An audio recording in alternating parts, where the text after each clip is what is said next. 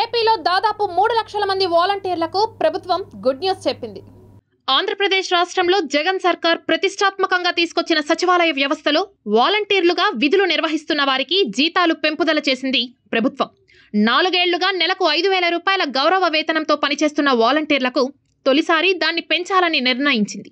జనవరి 1 నుంచి అమల్లోకి వచ్చేలా ఈ పెంపు ఉంటుందని ప్రభుత్వం ఇవాళ వెల్లడించింది.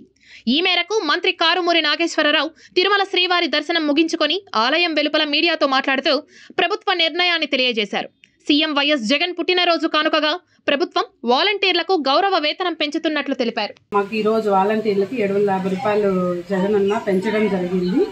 మేము దానికి జగనన్నకి చాలా థ్యాంక్స్ చెప్పుకుంటున్నాము. అలాగే మా క్లస్టర్లో 50 మంది ప్రజలు ఉన్నారు. వాళ్ళకి సేవ్ చేసుకునే అవకాశాన్ని ఈ విధంగా మాకు కల్పించినందుకు సీఎం సార్కి కృతజ్ఞతలు తెలుపుకుంటున్నాము. మాకు సీఎం సారు చాలా బెనిఫిట్స్ ఇచ్చారు గవర్నమెంట్ తరపు నుంచి. అండ్ నేను పబ్లిక్కి చాలా సర్వీసెస్ చేస్తున్నాను. వాళ్ళకి ఏదైనా ప్రాబ్లం వచ్చినా, వాళ్ళకి ఏమైనా ఇష్యూస్ వచ్చినా మేము వాలంటీర్స్ అందరూ ముందుగా ఉండి వాళ్ళకి ఏ ప్రాబ్లం వచ్చిందో ఫస్ట్ కనుక్కొని దాన్ని మేము సాల్వ్ చేయగలుగుతున్నాము.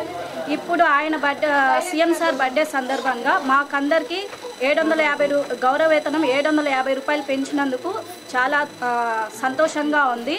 ఇంకా మాకు అభివృద్ధి చేస్తారని మేము అనుకుంటున్నాము.